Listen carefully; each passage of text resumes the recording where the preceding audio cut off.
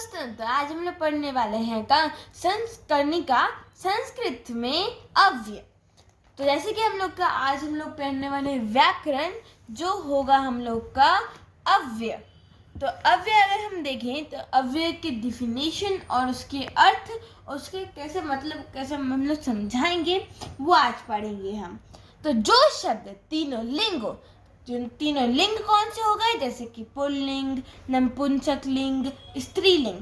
तो जैसे कि अगर हम देखें यहाँ पर, तो अगर ये क्या है, ये स्त्रीलिंग है, ये पुल्लिंग हो गया, और अगर हम देखें तो ये नपुंसक लिंग हो गया। तो ये जो तीन लिंग होते हैं, ये लिंगों के अंदर तीन लिंग होते हैं ये, हाँ। और फिर यहाँ पर लिखा है जो शब्द तीनों लिंगों तीनों वचनों। अब तीनों वचनों का कौन सा हो जाएंगे, ये होगा एक वचन, ये हो गया दो द्विवचन, और ये हो गया बहुवचन। तो बहुवचन में हम लोग क्या बोलेंगे, एक वचन मतलब एक, कोई एक चीज, द्विवचन मतलब दो, कोई दो चीज, और बहुवचन मतलब तीन या उससे अधिक। तो अगर हम देखें उसके आगे, तो जो शब्द तीनों लिंगों तीनों वचनों अर्थात सभी विभक्तियों में एक जैसे रहते हैं। अब तीनों सब विभक्ति क्यों कह रहे हैं, क्योंकि सब विभक्ति किसी, देखो ऐसे कि हम लोग देखें यहाँ पर, तो यहाँ पर क्या है, हम लोग विभक्ति। तो विभक्ति में अगर हम लोग देखें तो यहाँ प्रथमा द्वितीय तृतीय चतुर्थी पंचमी सप्तमी और संबोधन तक रहता है।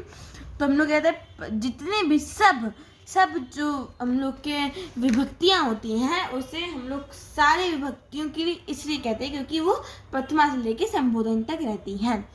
और उसके बाद अर्थात जिस शब्द में लिंग वचन और विभक्तियों के कारण कोई परिवर्तन नहीं होता, उसे हम अव्यय कहते हैं। जैसे कि लिंग वचन और विभक्तियाँ जो चीज़ होती हैं, जो तीन चीज़ होती हैं, उसके कारण हम कोई भी परिवर्तन नहीं होता है, उसे हम अव्यय कहते हैं। अब उसके उदाहरण देख लेते हैं, जैसे कि अत्र, कुत्र, तत्र, अशः और आदि।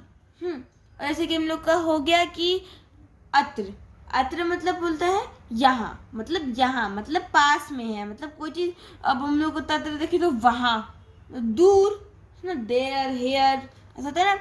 अब ऐसे कि हम लोग का हो गया अत्र मतलब कहाँ, मतलब इसमें इसको हिंदी में क्या बोलेंगे, यहाँ, और इंग्लिश में क्या बोलेंगे, देयर। तो हम लोग इसको सेंटेंस बनाएंगे।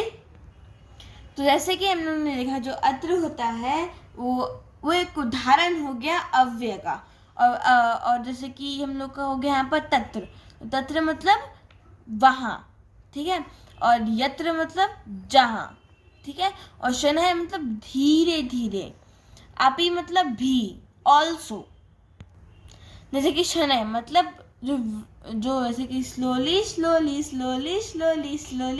मतलब धीरे धीरे जो चल, फिर धीरे धीरे मतलब धीरे धीरे से चलो ठीक है, अब पढ़ाई पे आते हैं। चलो, जैसे कि हम लोग का सह मतलब साथ में। तो सह मतलब जो समझ भी आ रहा है कि मतलब वो साथ है, सह साथ, हाँ। और यहाँ पर हम लोग का आ गया, तो हम लोग का ये है हेयर मतलब बीता हुआ कल। और हम लोग को हो गए श्वः, तो श्वः मतलब आने वाला कल, जो आएगा। और प्रातः मतलब सुबह। और ये साय क्या हो गया, शाम को। और कुत्र मतलब कहाँ, तब कहाँ है, देयर, वेयर, कहाँ पर है, ये सामान कहाँ पर रखा है, बोलते हैं ना वैसे। तो ये थे हमारे अव्यय के सारे उदाहरण, डेफिनेशन। और नेक्स्ट टाइम हम लोग उसके अभ्यास करने वाले हैं कि हम लोग को कौन से उसके अभ्यास मिले हैं, वो जैसे कि यहाँ पर दिए हुए हैं, हम वो उसको कंप्लीट करेंगे। तो आज के लिए इतना ही, धन्यवाद।